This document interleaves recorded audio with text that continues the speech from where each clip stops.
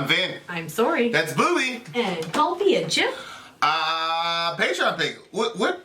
Who is this? The Core? Yeah, this is the Core. The Core, led by Pony and them. Yep. And this is with Jesse Days and Patty and all of them. Yes. Okay. So this is Bad Wolves. If you want to be part of the Patreon Alliance, you start with $1. And then you get hooked up with a Patreon leader, and the Patreon leader will give you the breakdown. The Alliance leader will give you the breakdown and what the deal is. What their system is for getting your song requested and stuff like that. Right. Yep. So this is the Core Alliance. And by the way, speaking of the Core Alliance, isn't Tina a member of the Core? That's where they told me to go to see the videos. Yeah. I'm assuming. So this happened. I think it got live streamed in the Core page. Oh, really? Yeah. I couldn't find it. I couldn't find it. I was like wanting to see what was going on. I sent a picture of it to my mom. I'm like, Allah. Did you really? Yeah. What'd she say? I'm like, look at this. How come you didn't tell me? What'd she say? She was like, she thought, she's been so confused when I tell her things lately. She thought it was my arm and that it was something that I was planning on putting on my own arm. And I said, no, it's somebody from the village. I said, because my mom knows about our channel and stuff. I'm like, somebody from there. And so she was like, she thought it was so cool. I bet. All right. This is Bad Wolves, Better the Devil. All right. Ready? Is this the official video? Or is it an alert video? That's what they sent me. Go! Go.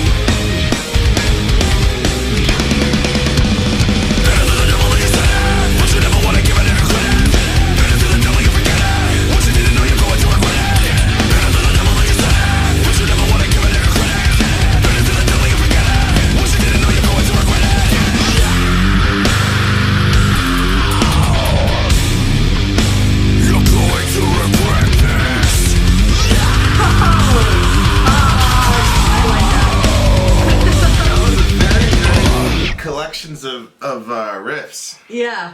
I've never heard something like that before. I was like gonna focus on the lyrics, and then I was like, nope. I'm just gonna experience it because this is really cool. Yeah, that was a really interesting, the way they I've never heard a riff like that before. Where they said that up. Yeah, that's those riffs are like usually used as like bridges to go somewhere else. Uh-huh. You know, that palm muting stuff, and then they usually open it up to go somewhere else. So usually like those are like transitionals to carry you somewhere, but they used it as like the main riff. Uh-huh. Which I thought was pretty smart. Yeah. It's like pretty smart. It's like very nice. It flipped the song upside down a little bit, or kind of turned it inside out. Good Lord. Yeah. That's what were they saying on Trello? Because I think Patty was saying something on Trello about this particular song. I was avoiding it because Tom Vex had a sad background. I don't want you to hear any more sadness. His twin brother tried to kill him and he ended up in the hospital with life-threatening injury. He actually died on the hospital table and they brought him back. Now his brother's in prison. Just a little FYI. Well, thank you, Patty, for that good news at the beginning of the day. Nah. That's a crazy story, man. Twin brother, too. That's like... Yeah, twins are usually like connected where something... You can't get more Cain and Abel than that. Yeah. Good Lord. Because it's usually... If something happens to one of the twins, the other one's like, I just could sense it and stuff like that. Like, well, you know, Marcus Luttrell, Lone Survivor. Yeah. He's a twin. Oh, really? Yeah. Yeah. So and his brother was saying, he's good. I know he's good. Da da da. And like he was the only one to survive. So. Oh. Okay. So names. His brother just knew that he was gonna make it, but. That's pretty crazy to have your twin brother try to kill you. Well, yeah, because that's I'm sure he hears about the awesome, amazing bond that twin brothers have with each other. And it's like, not me. That's pretty crazy. Okay, what did you think the song was about? I understood that he was saying something about like that he cuts himself just to feel alive and stuff like that. Like, what? Why do your eyes do that? Well, I'm looking at the lyrics, and I'm trying to find where he said that. Oh, there it is. I only cut myself to feel like I'm alive. Okay, go ahead, keep going. Yeah, so it seemed like somebody, because then he also says, lost desperately, we're searching for a cause. Like, it just seemed like somebody who was, I don't know, like, kind of directionless and not knowing what they were doing and trying to feel alive. Just that. Like, it didn't seem like it was, did I miss something? What did you think it was about? No, I'm listening to your... My breakdown? No, that's basically all I got out of it, because I was just focused on the, and I didn't understand what, I think it said in vain... Toward the end. Yeah, ending in vain, occupied suicide all our lives. That I didn't know what that was supposed to mean. And when he was saying better than the devil, when you said it, but you never want to give a little credit, I don't know. I didn't know what that meant either. This record came out in 2018. Whoa, this is a very, very, very new one. The name of the whole album is called Disobey. When did it come out? Last year. Oh, wow. Yeah. Better the devil. Okay. Gone, separate me from this loss I've known. Tolerate these stitches I have sewn. We bear the scars of our lives. A love affair as sharp as a knife. I only cut myself to feel like I'm alive. It looks like it's... What? Oh, so it's not a literal cutting of himself. Where are you getting that? Well, just because he said, gone, separate me from the loss I've known. Tolerate these stitches I have sewn. We bear scars of our lives. A love affair as sharp as a knife. Like, just life cuts you, and it cuts you deep. But that's how, it doesn't... That's where it sounded to me like it's not. Life is the knife? Yeah. So he only cuts himself with life to make him feel like he's alive? Yeah, maybe it's bad decisions. I'm not sure. What do you think? Well, it could be a couple things. It could be love itself is sharp as a knife. It could be life itself, like trying to hold on to life is a knife. Or it could literally be a love affair as sharp as a knife and then transitioning to a literal knife that's used to cut him. It could be a literary device. It could be one or all three. Yep. But it starts off with saying, gone, separate me from the loss I've known. So it looks like maybe some people are no longer in his life. and all he has left of them is stitches. Mm-hmm. So you cut something, maybe he cut something off of himself, and then all he's got left is stitches. See, I was thinking that the actual loss of something is the thing that cuts him. Right. Yeah, that could work too. And then he, the stitches would represent what he does to try to heal himself, basically. Right. And it never really... Could be that, it could be music, or it could be cutting himself and then he went to music. Mm-hmm. Which happens a lot.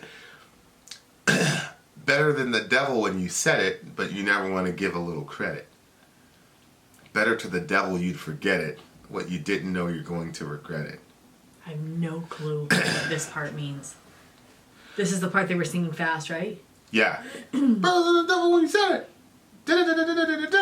That's very, very interesting.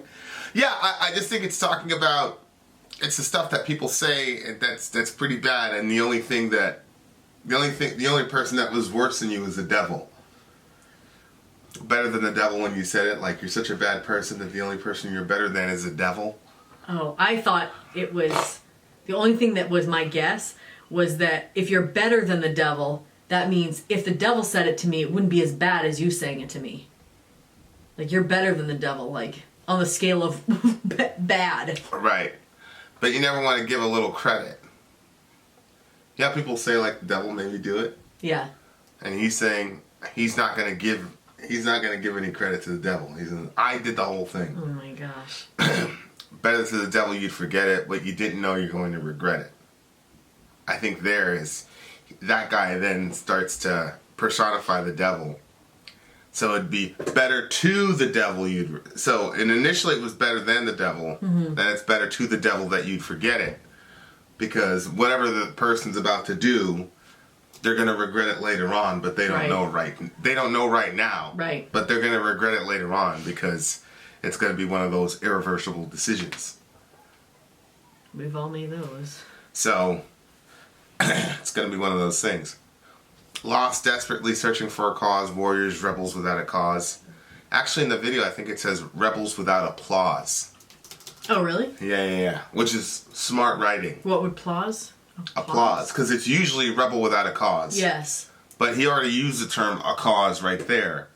And then it was warriors, rebels without applause. What's applause mean? Applause is when people clap, people celebrate. Oh, applause. Yeah. Oh. Okay. I separated A and then put applause by itself. I'm like, what's applause? I'm watching this series about, like, Compton, California in the 1990s. I'm watching a series of interviews. And I remember, because I was all, like, entrenched into hip-hop, so I remember there was a big thing with the Crips, and everybody wanted to be a gangster, and the Crips and Bloods, like, in the 93-ish time period. Yeah. And that was, like, way back even before we went to New York, so everybody's, like, trying to be a gangster, and da-da-da, and at the time, I was like, whoa, these guys are... And then, of course, the few that are still alive from that era... Because, Big Die, Tupac, the few that are still alive, it's like, we're all fighting and kill each other, and these are, like, hardcore dudes who've killed people, been to jail, like, they've averaged 15 years in jail and all that. And so now they're all, like, 40, 50 years old. They're like, what were we doing? Oh, my gosh, yeah. What were we doing killing each other? Like, this was ridiculous. I can see that happening as you age. Well, yeah. Of course. But, so there, if you think about, like, warriors, rebels without applause. Yep. Desperately searching for a cause. I mean, that's what happens. These guys, you get a bunch of young men sitting around. Initially it was the Bloods and Crips were kind of like offshoots almost of the Black Panthers. They were there to police the neighborhood. So really? Yeah, so the cops couldn't, So they weren't against each other initially? Nah. Oh, wow, really? And then that's crazy. The drugs... Crack cocaine got introduced, and that changed everything. So that's terrible. But it's like I was listening to an interview. He's like, there's Crips in Vietnam now. There's Crips in Cambodia. There's a whole segment of Cambodian Crips. Really? Yeah. Corn for a while were Crippin'. What? Yeah, I'll show you a video. I'll show you a video one time where Jonathan is like completely cricked out. It's pretty crazy. In the Got the Life video. Yeah, but I didn't think you could get out of that once you started in that. It's just become a brand now. Like it's just, you know. I mean, I didn't know you could do that. I thought that you could get killed if you did something like that. Well, in the 90s you could for sure. Nobody was thinking that stuff was cute in the 90s, but now it's kind of like. And what would make them pick the blue side instead of the red? Snoop is a Crip. All these people are Crips. All these famous people are from California. So then just join the bandwagon? There's a dude that joined. He was like from Mississippi music? Or something. Jumped on a plane to go live in Compton, California, and start cripping. What? Yeah, and he's doing 69 years in jail now. Who? Some random dude from Arkansas jumped on a plane. Like my point is, people just want to be part of something bigger than themselves. You know what I mean? Like people always want to do that. And sometimes, you know, it's and like... now, you're part of a system that's bigger than yourself. You're stuck in prison for 69 years. Well, yeah, but there is, like, the whole rebels without applause, you know? It's like that kind of instinct to... Especially with boys, that instinct to, like, want to test yourself and to be able to try to figure out, like, who you are as a man and all that. And if there are... Then join the military, then. Well, right. So standard, that's why the Army was be all that you can be. Right. Because it was tapping into that kind of warrior spirit that most dudes have. If it hasn't been taken from them. Most dudes have sort of like that warrior, sort of like adventurous, you know, you want to test yourself. So it's just interesting. It's like, it's a very... Lost, desperately searching for a cause, warriors, rebels without applause. So then you're a young kid, and you know, guy was, you know, he was 10 years old when he had his first shootout, but he was getting all this positive. He was getting all this positive affirmation. So it's like, you know. And they asked him, like, did they think that they were basically setting you up for bad things? But he was like, no, it was like they felt like that they were giving me something that would help me in my future. You know, make him hard, teach him all these things, and it's this is the way that you live. So yeah, I mean, there you go. Then, you know, I think that might lend to something different the second time around. Yeah, you know, like.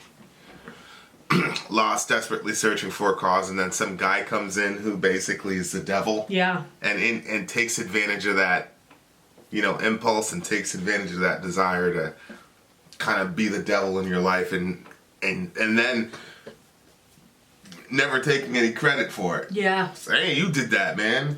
It's like those chick tracks where like the guy follows the devil. Yeah. And then at the end he gets thrown into hell. And the guy's like, you tricked me. Yeah. And the devil's like, yes, I did. Ha! Now we're both gonna burn. Yeah, they would always make their faces really big and they were pointing at them. Yeah. He's always sweating. The guy's always going like this, and there's this big drop of sweat coming down his face. Ending in vain, occupied suicide all our lives. So it's like, your occupation is just basically going to bring you closer to death because you don't have any real meaning in it. Oh, wow.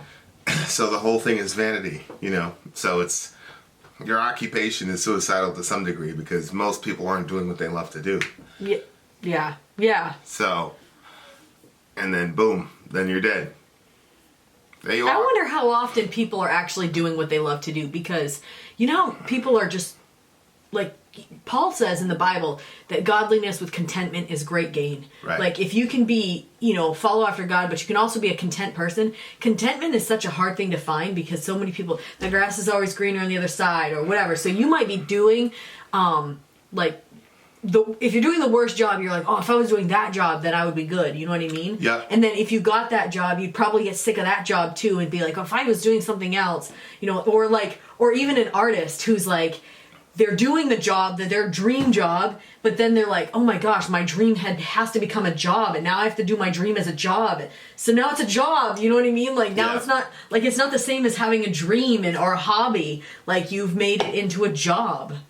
Like, I wonder how often people are actually doing, but then I'm like, I don't know, I feel like it's more, how many people are just content, rather than are they doing what they want to do, because You could be doing what you've always wanted to do, but you're not content, so you're miserable anyway. Right. So,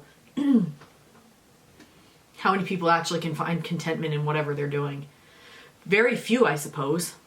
It's a big ask. Yeah. What do you give the song? Oh, this is a 10 for me. I loved it. This is a 9. This would be fun. Like, when I was a teenager, we used to call our friends over. My parents would go out, and my friend would bring over a fog machine and all these, like, light machines and stuff. And so we'd fill the whole living room with this smoke and put all these lights in there. And then we'd blast the music, because my parents had this sound system that was, like, in the kitchen and in the living room. So it's like, had these speakers. So we would blast. Now, of course, this is a teenager, so we were getting away with a little bit more. We had to make sure the smoke was clear before my parents got back. And then we'd blast up the music, and then we would all just, like, run, because there was, like, one wall, but there was, like, a door here and a door there, so you could make a complete circle. So we would just be running and running and running and jumping around and dancing and all of this, like, lights and smoke, and it was usually, like, techno-type music. But this would have been one of those fun songs for us to go around and do that. We'd have had a blast with it. We'd be laughing so hard. I actually forgot about that, but... There you are! Yeah. Clear the smoke! Dad's coming in!